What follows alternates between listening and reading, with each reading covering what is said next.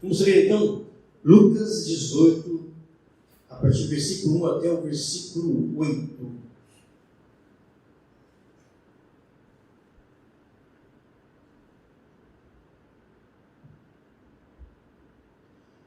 Jesus lhes contou uma parábola para mostrar que deveriam orar sempre e nunca desanimar.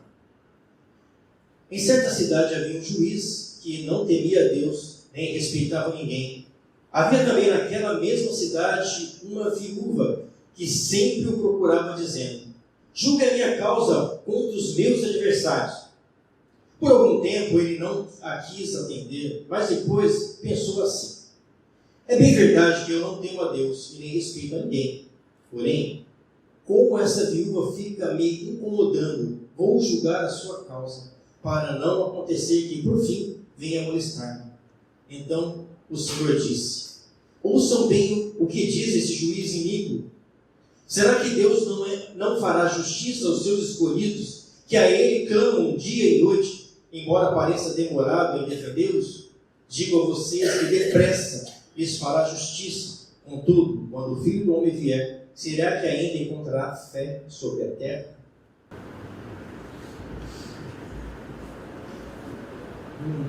Eu trabalhei um certo tempo num local e tinha um cômodo, um quarto, no quintal desse local. A gente guardava material, ferramentas, precisava de fazer manutenção, era lá que eu ia buscar as coisas. Ele constantemente trancado. A porta estava trancada o tempo todo, só que a chave ficava pendurada ali, então qualquer um.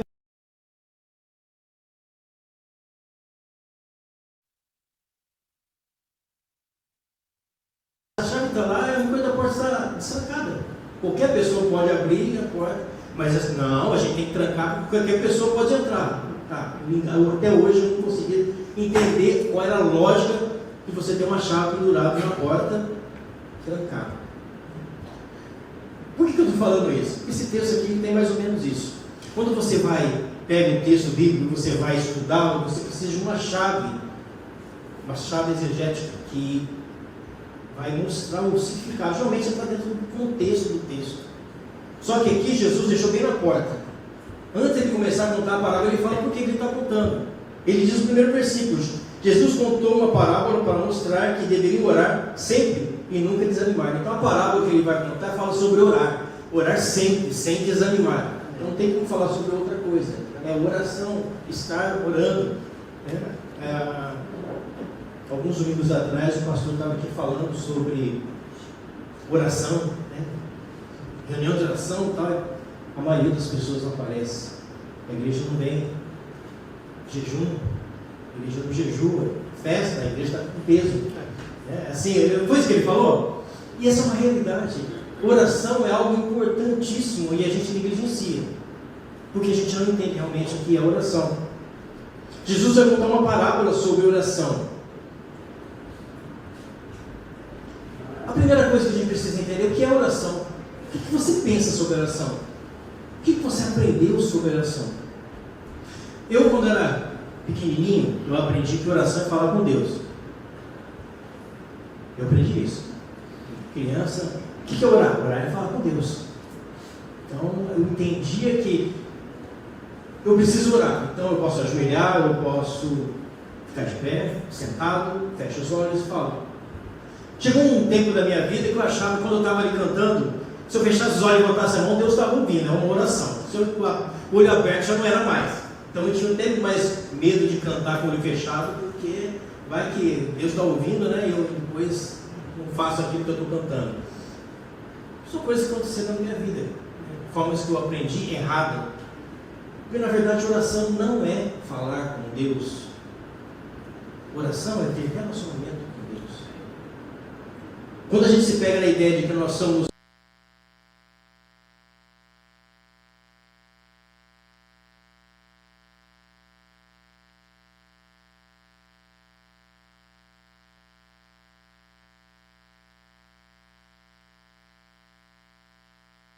Deus através da oração e ouvimos Deus falar conosco através da palavra de Deus. Algumas vezes Deus pode falar de forma sobrenatural, mas é isso. Oração, quando nós estamos orando, estamos na presença do Senhor. Estamos diante dele. E essa é a parte que importa. No ano passado nós entendemos, aprendemos que a gente não sabe orar. O Espírito Santo tem que orar por nós porque a gente não sabe orar. Não é isso? Então não é tanto o que a gente fala. Não é a questão do que você fala. Mas é onde você está. Na presença de Deus. E é sobre isso que o texto vai trabalhar com a gente. Vamos lá, versículo 2. Em certa cidade havia um juiz que não temia Deus e nem respeitava ninguém. Então esse é o primeiro personagem dessa parábola. Um juiz iníquo, como o próprio Jesus chama. Um juiz que ele não temia ninguém, que não temia Deus, não respeitava ninguém. Não tinha amor por Deus. Isso que ele quer dizer. Esse juiz não tinha amor nenhum por Deus, não tinha amor pelas pessoas. Uma pessoa assim, como é que você vai mover a mão, o juízo, o coração dessa pessoa? Não adianta você chegar para esse juiz, pelo amor de Deus, julga a minha causa. Ele não está nem aí com Deus. Ele não vai se mover porque você está pedindo pelo amor de Deus.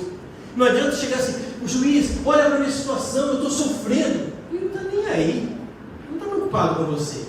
Como é que você faz com que esse juiz se movimente em seu favor? Ou você dá uma propina para ele, ó, 10 mil reais, é isso você... Aí é capaz de ele pensar em julgar essa causa para você. Ou então você chega para ele e fala assim, se eu sair vitorioso nesse julgamento, eu consigo para você uma vaguinha lá em Roma. Mas ao invés desse buraquinho que você está aqui, agora você vai lá para Roma. Pô, aí ele só vai se mover se tem uma coisa importante para ele, se é vantajoso para ele. Se não for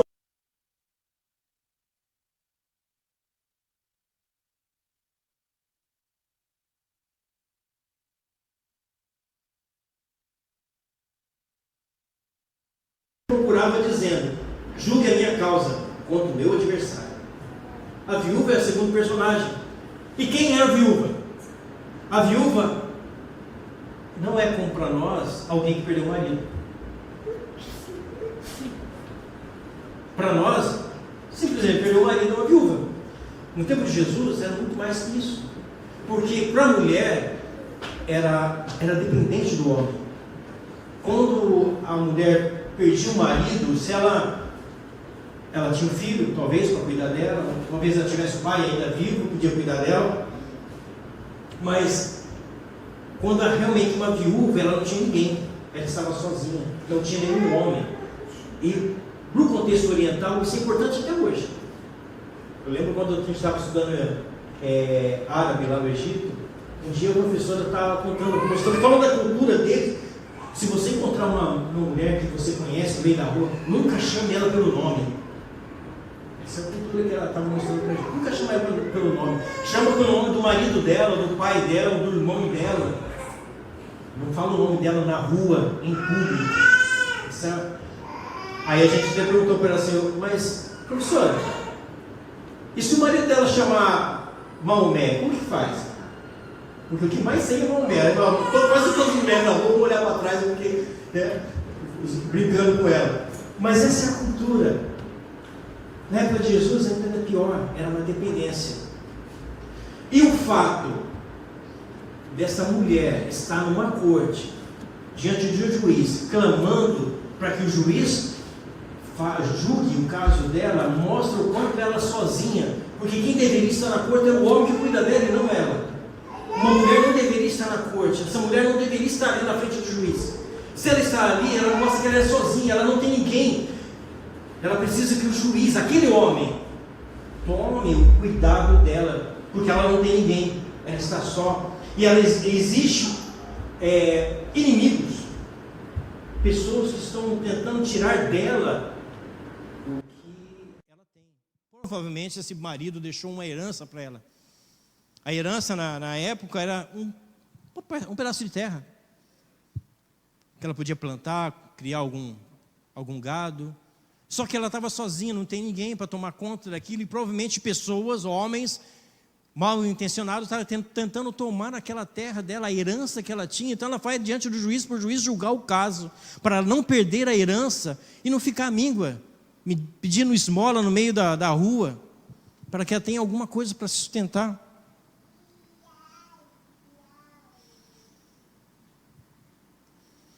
Então essa viúva tinha adversários que queriam roubar. E esse era o motivo para ela estar diante do juiz, clamando, pedindo misericórdia. No versículo 4 e 5, nós temos a palavra do juiz. Por um tempo ele não quis atender, mas depois pensou assim: é bem verdade que eu não temo a Deus, nem respeito ninguém. Porém, como essa viúva fica me incomodando, vou julgar a causa dela, para não acontecer que, por fim, venha molestar-me. Por que o juiz resolveu julgar a causa da mulher? Porque ele achou que ele estava incomovido com as palavras da mulher? Não é isso? Não, né? Ele estava incomodado com a presença dela ali. Essa mulher está aqui, ó, não era para ter mulher nenhuma, que era lugar de homem. Aquela mulher está ali toda hora falando, incomodando todo mundo, me incomodando. Eu vou julgar o caso dela para ir embora logo e me livrar dela. Percebe que o juiz está, mesmo quando ele toma uma decisão de fazer uma coisa em favor da mulher, ele faz por causa dele, né? É por causa dele, para ele ficar livre, incomodado. Então não é pelo que a mulher estava falando, mas é pela presença da mulher no tribunal. Pela presença dela, não é tanto o que ela estava falando, o pedido dela, mas a presença dela. Ela estava presente, estava incomodando, e ele ia então julgar o caso dela. No versículo 6, então, olha só que interessante. Jesus então vai falar assim, ó: ouça bem o que diz esse juiz. Sobre o que era a parábola?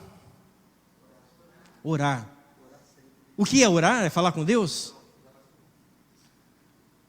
Jesus fala assim, ó, eu vou falar uma parábola para mostrar para vocês sobre a oração e a persistência na oração. E aí conta essa mulher, de repente ele fala assim: ouça o que o juiz diz, não o que a mulher diz. Quem está orando não é a mulher? Mas ó, ouça o que o juiz diz e não a mulher. Ele não chama atenção para o pedido da mulher, mas ele chama atenção pelas palavras do juiz. E o que o juiz falou? Todavia, como essa viúva me importuna, julgarei a sua causa, para não se der que por fim venha a molestar. Essa é a palavra do juiz. E Jesus fala assim: presta atenção no que o juiz está falando. Olha só o que ele falou. Aqui está a verdade sobre essa parábola. Aqui está essa verdade. O porquê que essa mulher conseguiu o que ela estava querendo? Porque ela estava diante do juiz. Ela estava lá. Ela perseverou em estar na presença daquele juiz. E a presença dela ali levou o juiz a julgar o caso dela. Não foi isso? É a presença dele. Ele se incomodou.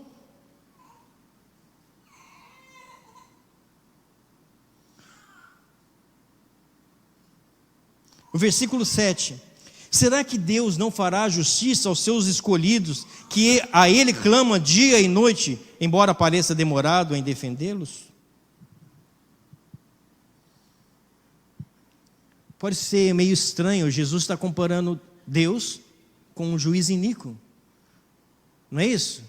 Mas a questão é, se um juiz iníquo consegue fazer algo bom, simplesmente porque a mulher estava lá importunando, imagine o nosso Deus, amoroso como nós vimos aqui, um Deus de amor, que foi capaz de enviar o seu Filho para perdoar, para resgatar, para salvar um bando de pecadores, que está destruindo esse mundo que Ele criou. Mesmo assim Ele ama esse mundo, ama a humanidade de tal forma a enviar seu Filho. Esse Deus amoroso, o que Ele não vai fazer? É para os seus próprios filhos, que Ele resgatou através do sangue de Cristo, se esses filhos continuamente estão na presença dEle clamando. Você acha que Ele não vai fazer coisa melhor do que esse juiz fez? É isso que Jesus está falando. É exatamente isso. A questão aqui não é a oração em si, o que sai da nossa boca, mas o fato de estarmos na presença de Deus, clamando, orando. O que nós temos que falar para Deus? O que tem estar contido na nossa oração? Quando nós vamos na presença de Deus, o que precisa estar nas nossas orações o que você quiser. Coloque diante de Deus. Está precisando de alguma coisa? Fala para Ele. Fala que o que você está precisando. Está desejando alguma coisa? Fala para Deus. Fala para Deus o que você está desejando. Acho que umas 3 semanas atrás, o meu filho estava vendo vídeos no YouTube, ele encontrou um bonequinho, um robozinho chinês, um tal de Imo. Ele ficou apaixonado.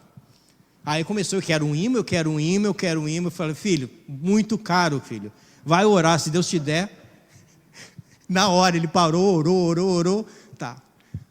Passou uns 2, 3 dias, toca o interfone, o correio vai entregar uma encomenda para minha vizinha. Minha vizinha não estava, ele ligou para mim, tem como pegar? Tem. Ele ouviu, é robô. Eu falei, filho, a gente não comprou nem robô, mas eu orei. E você acha que Deus dá as coisas assim fácil? Ele é generoso. Ok? Então ele é generoso. Ele orou, está acreditando que Deus vai dar. Vira e mexe, ele está perguntando se o robô já chegou ou não. Orou, pergunta para Deus, conversa com ele. Ora, ele já aprendeu, ele quer alguma coisa, ele vai lá e ora, e espera, né? E está lá esperando, ansioso para esse robô aparecer. Custa mais de R$2.000, não tem como. É só um milagre mesmo para ele receber esse robô. Mas é isso, você quer, deseja alguma coisa? Põe na presença de Deus. Você está feliz? Fala para Deus que você está feliz. Vai lá, gasta aí 15, 20 minutos, meia hora orando, expressando a sua alegria. Por que você está feliz? Agradece a Deus porque Ele está fazendo na tua vida. Eu quero orar, eu não sei o que fazer. Não faz. Fica na presença dEle só, sentindo a presença dEle. Quieto.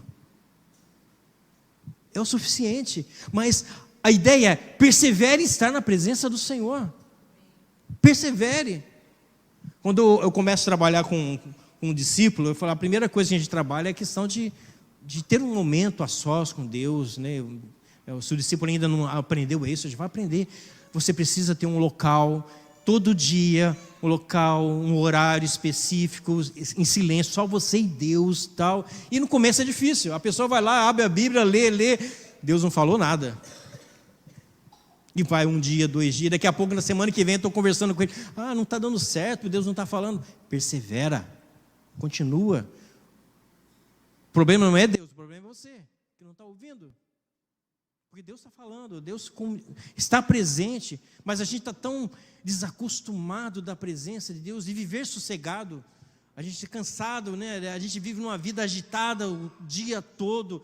Você parar um momento para estar com Deus é difícil. Leva tempo, até você se acostumar, a tua alma se acostumar com o silêncio, com a calmaria, com a falta de agitação. Isso leva um tempo. Persevera, não desiste. Continua. Não sabe o que orar? Fica quieto. Fica quieto. Eu lembro uma vez, logo que eu fui para a missão, e a gente estava trabalhando numa cidade em Minas, São Tomé das Letras, perto de Três Corações. É uma cidadezinha bem pequenininha, fica numa montanha, a 2.000 metros de altura. A minha casa era a última casa da última rua. Eu saía, eu estava no pico da montanha. E é lá que eu ia meditar todo dia. Maravilha, né? Muitas vezes eu subia, olhava para baixo, só via nuvem. Eu não conseguia ver mais nada para baixo, só nuvem, porque a gente estava acima da nuvem. E uma vez eu lembro que eu cheguei para meditar. Eu até abri a Bíblia, olhei para a Bíblia, fechei a Bíblia. Olhei do meu lado, tinha uma pedra do meu lado, na minha mente assim, eu olhei aquela pedra e eu vi um colo. Eu deitei naquela pedra e fiquei lá, no colo de Deus. É isso, a minha meditação naquela manhã foi aquilo ali, deitado ali, lembrando, na minha mente, lembrando do que Deus estava fazendo, né, as mudanças que estava acontecendo na minha vida por ter saído da minha cidade para missões. E ali eu fiquei horas ali, só curtindo, só sem falar nada. Isso é importante. Não é o que você vai falar, porque a gente não sabe falar nada, a gente não sabe orar. A gente quer fazer o melhor, palavras bonitas, mas por mais que você queira fazer bem, não vai sair certo. Por mais que você queira fazer o seu melhor não é nada. O que Deus quer não é a nossa palavra. É claro que Ele quer que você converse, que você fale do teu jeito. Meu filho, de vez em quando ele chega para mim assim: filho, o que você quer comer? Eu quero pão quentinho. Se ele falar isso para vocês, vão entender o quê? Pão quentinho. É pão na chapa. Passa margarina no pão francês, bota na chapa. É isso que ele quer. Ele fala, eu entendo. Ele falou errado, falou do jeito dele, eu entendo o que ele quer. E assim é Deus. A gente fala, por mais que você esteja falando errado, Deus entende você e Deus te atende, Deus te faz. Porque o que Deus quer é esse relacionamento, estarmos com Ele, estarmos ao lado dEle, confiando nele, acreditando que Ele está nos ouvindo, Ele está nos vendo. Aquela mulher, ela só recebeu alguma coisa daquele juiz porque ela estava lá na presença do juiz. Se ela tivesse ficado em casa chorando, não teria recebido nada, teria perdido tudo para os seus adversários. É isso que Deus quer. Venha, Deus está disposto a nos receber. O seu trono, a sua sala, a sua casa está aberta para nos receber todos os dias. A questão é a nossa disposição em ir, e estar na presença dEle. Nós nem sempre temos essa disposição, nem sempre temos a disposição de irmos na presença do Senhor e ficarmos lá. Ou quando vamos, estamos interessados, não é no Deus, é na bênção que Ele vai te dar. Eu estou precisando disso, aí você vai lá, ora. A tua preocupação não é se Deus está presente, não, mas é porque você quer alguma coisa, e você está esperando. Aí o que acontece? O que acontece quando você vai para Deus atrás da bênção e não atrás de Deus? Começa a demorar, e você acha que Deus não está te ouvindo. Parece que orar não está servindo para nada, porque Deus não está fazendo nada, nada está acontecendo, você continua com seus problemas, continua com aquela necessidade, continua lá e nada muda, e você acha que Deus está demorando, não é isso? O próprio Jesus fala isso. Embora pareça demorado em atendê-los, muitas vezes acontece isso. Você está lá porque você está interessado na bênção e não no Deus. Não está interessado no abençoador, está interessado na bênção. E quando isso acontece, parece demorado. Ele não está te atendendo. Mas se você vai, por mais que você tenha necessidades, você vai interessado nesse Deus, em ter relacionamento com Ele, não tem demora, porque Ele está lá. Talvez a situação continue a mesma. Não vai mudar nada na situação por um tempo, mas você não vai achar que Ele está demorado, porque Ele está lá. Você está sentindo a presença dEle, você está convivendo com Ele, você tem essa certeza de um Deus que está ao teu lado. Não é assim? Então não há demora. Ele está pronto, ouvindo, falando com você.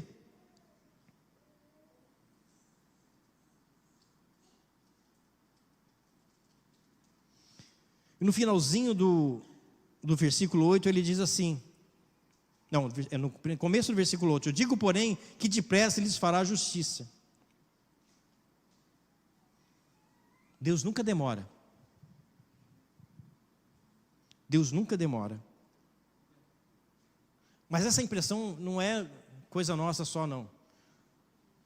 Calvino, no século XVI, ele escreveu, comentando esse texto, ele diz assim: mas se pudéssemos penetrar no seu design, aprenderíamos que a sua assistência está sempre pronta e oportuna, conforme o caso exige, e não é adiada por um único momento, mas chega no momento exato.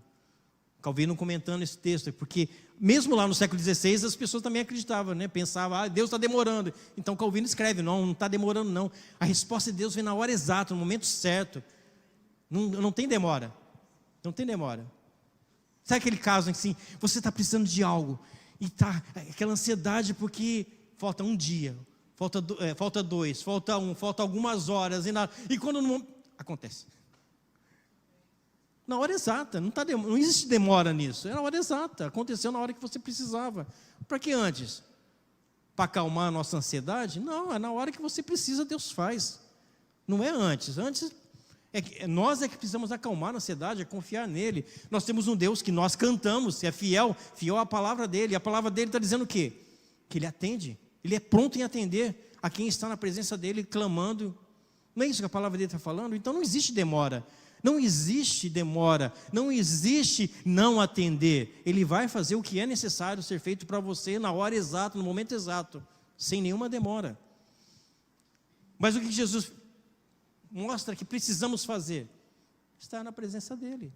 Aprender a estar na presença de Deus, não quando a gente está precisando de alguma coisa, aprender a estar na presença de Deus todo momento, perseverar na presença do Senhor, perseverar na oração, seja a tua oração de petição, seja a oração de louvor, oração de agradecimento, seja qual for o tipo de oração, seja qual for o motivo, estar na presença de Deus, perseverar nisso, né? Rodrigo falou algo interessante aqui, né? Que nós podemos adorar o Senhor em casa todo dia, mas aqui no domingo é o momento que nós viemos para cá, estamos aqui reunidos para juntos adorarmos ao Senhor. É exatamente isso.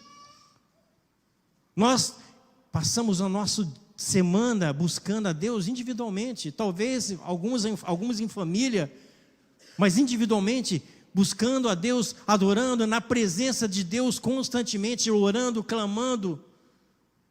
E quando chegamos no domingo, concluímos a nossa semana reunidos aqui como igreja, adorando o Senhor, um grupo de adoradores buscando a Deus. Isso enche o nosso coração, é maravilhoso. Agora, se nós passarmos a semana inteira sem se preocupar com Deus, fazendo oração básica, né? Pela comida, para dormir, olha lá, oração básica. Se a nossa vida é assim, chega aqui no domingo, é mais uma rotina, mais um ritual. Para que ir no domingo na igreja? Existe coisa melhor para fazer no domingo. Então quando tem, a gente faz, a gente falta. Mas quando nós estamos na presença, nós ansiamos por um domingo, ansiamos para ver os irmãos, para estarmos juntos, para louvar o Senhor, para conversar. Nós ansiamos por isso, porque a nossa vida já está diariamente na presença do Senhor. E nós queremos ver outros que fazem como a gente. Queremos estar próximos de outros que também estão sendo transformados pelo Senhor, mudados, que buscam ao Senhor. E por no finalzinho, no versículo 8, ele diz assim: contudo, quando o Filho do Homem vier, será que ainda encontrará fé sobre a terra? E essa pergunta é interessante. Jesus, antes disso, ele está falando sobre a volta dele. E ele para de falar sobre a volta dele, conta essa parábola, e no final ele termina com essa pergunta: será que quando Jesus voltar, ele vai encontrar fé na terra? Se nós continuarmos acreditando que orar é falar com Deus, e a gente vai para Deus somente quando a gente está precisando de alguma coisa, o que vai acontecer? A resposta para Jesus vai ser não, não vai encontrar fé na terra, porque a nossa fé vai morrer. Se nós formos buscar a Deus só quando a gente precisa, a nossa fé vai morrer. Então não vai ter fé na terra. Mas se nós buscarmos a Deus diariamente, precisando ou não, aliás, a gente sempre precisa estar na presença de Deus. Essa é uma necessidade nossa. E se nós entendermos isso e agirmos dessa forma, diariamente na presença do Senhor, diariamente com Ele, diariamente buscando, clamando o nome dEle, vai encontrar, Jesus quando voltar vai encontrar um povo com fé, que acredita em Deus, que acredita nesse Senhor, naquilo que Ele tem nos falado diariamente. Ok? Qual é a demanda dessa viúva?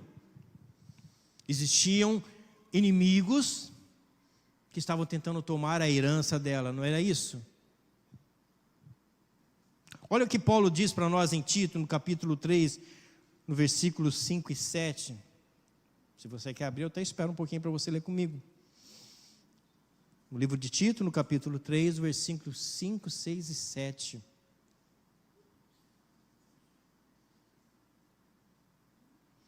Diz assim: Ele, Jesus, nos salvou, não por obras de justiça praticadas por nós, mas segundo a sua misericórdia. Ele nos salvou mediante o lavar regenerador e renovador do Espírito Santo, que Ele derramou sobre nós ricamente, por meio de Jesus Cristo, nosso Salvador, a fim de que, justificados por graça, nos tornemos seus herdeiros, segundo a esperança da vida eterna. Nós somos herdeiros de Deus. Essa viúva tinha uma herança, e tinha inimigos querendo tirar a herança, Paulo diz que nós somos herdeiros, nós temos uma herança de Deus conosco. E nós temos inimigos que tentam tirar a nossa herança. Quem são? Quem são os inimigos? Diabo. Ele está lá lutando para tentar tirar essa herança de nós. As nossas dificuldades, diversidades da vida também contribuem para que a gente possa perder essa herança. Nós mesmos, o nosso velho homem que está sempre tentando retornar, pode ser o inimigo que está tentando tirar a nossa herança. Qual é a nossa herança? E qual era a herança que nós temos? Nossa salvação, nossa vida com Deus, a nossa paz de espírito. Jesus falou que Ele vem para nos dar vida abundante, e nós não vivemos uma vida abundante porque estamos atarefados com esses inimigos que têm lutado, já estamos lutando contra eles, lutando contra nossos desejos, nosso velho homem, lutando contra os problemas que enfrentamos, lutando muitas vezes contra o diabo que fica lá tentando, lutando contra ele, e a gente perde a paz que era para estar no nosso coração. Mas a salvação, aquilo que Deus tem feito em nossa vida, aquilo que Ele vai fazer na nossa vida, é tudo obra de Cristo, não nossa. Não somos nós que devemos estar lutando, é Deus que tem que estar lutando por nós, é Ele que julga a nossa causa. Se você está na presença de Deus, é Ele que vai julgar a tua causa, é Ele que vai lutar contra os seus inimigos, é Ele que vai manter a tua paz, é Ele que vai manter a tua tranquilidade, o teu sossego, a tua calma. É Ele, não é uma coisa que você tem que lutar contra. O que você precisa fazer? Perseverar em oração, perseverar na presença do Senhor, perseverar, clamar ao Senhor. A obra que Jesus fez na cruz do Calvário garantiu para nós uma herança, a vida eterna. O Val falou para nós aqui, o que é vida eterna? É viver para sempre? Não. Eu posso viver para sempre atormentado pelo inferno. É vida eterna, é eterna. Mas não é vida eterna, porque a vida eterna é viver com Cristo. A vida eterna, quando começa a vida eterna? Quando começa a vida eterna? Quando Jesus voltar? Não, agora. Deveríamos viver a mesma coisa. A eternidade deve ser vivida hoje, mas muitas vezes não conseguimos viver a eternidade hoje, porque gastamos nosso tempo lutando contra quem não deveríamos lutar, gastamos nosso tempo brigando para conquistar algo que já foi conquistado na cruz por nós, e não gastamos nosso tempo, não investimos o nosso tempo na presença do Senhor, não perseveramos nisso, que é onde deveríamos estar. Toda a nossa energia em estar na presença de Deus, que vai lutar, que vai julgar a nossa causa. É lá que temos que estar, é na presença de Deus. Toda a nossa energia deveria estar em buscar a Deus, e não em lutar contra os nossos inimigos, não em lutar. Você está entendendo? Nós temos inimigos, nós temos herança, igualzinho essa viúva. E é como essa viúva, ela não tinha ninguém por ela, nós também.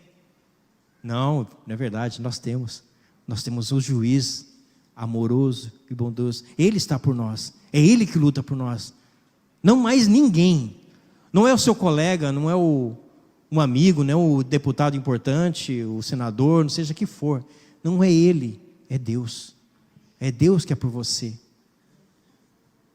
Basta o quê? Perseverar em buscar ao Senhor, perseverar em estar na presença dEle. Então a única maneira de nós impedirmos o inimigo é ter uma vida de oração. Ter uma vida de oração. É a única forma. Por isso a oração é uma das coisas mais importantes na vida de um cristão. Se você não tem esse hábito, você não tem investido a tua vida em oração, você não tem investido a tua vida em buscar a Deus diariamente, comece agora, vai ser melhor, a tua vida vai ser muito melhor. Não que você não vai ter problema todo mundo tem, cara, não tem jeito, faz parte da vida termos problemas, dificuldades, isso vai acontecer, mas Alguém que está com uma vida de oração, constante na presença de Deus, perseverante, vai passar pelos problemas, vai ver a bênção de Deus em cada um dos problemas que está passando,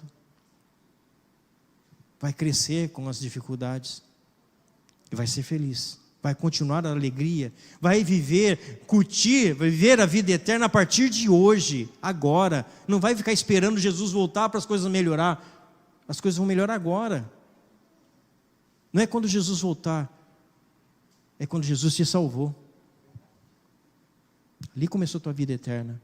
E de repente você não está vivendo a vida eterna que deveria viver, porque não persevera na presença do Senhor. Não persevera na oração. Não persevera.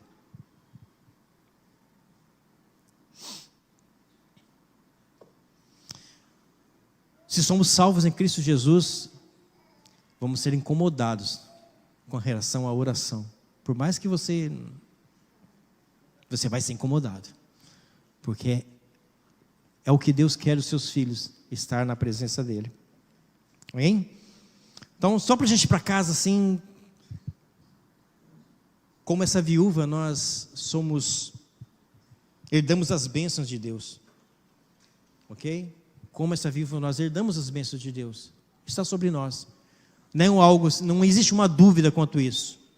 Herdamos as bênçãos do Senhor. Nós temos um Deus que cuida de nós. Temos um Deus que luta por nós.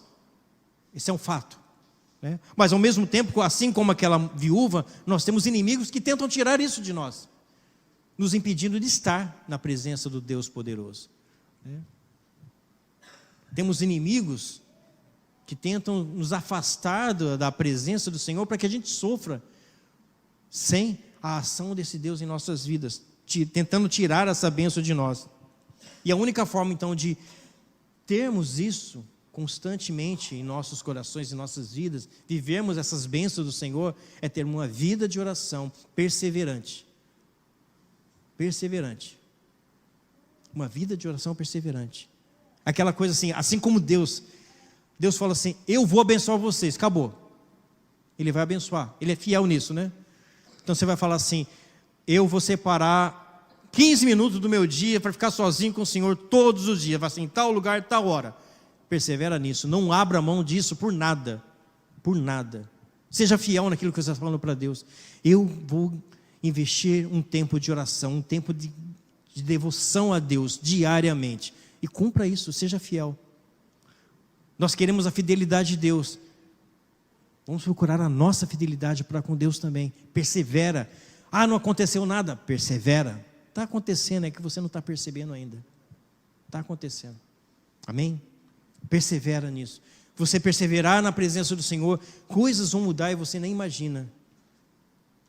Coisas vão mudar na sua vida, porque esse Deus maravilhoso está julgando a tua causa.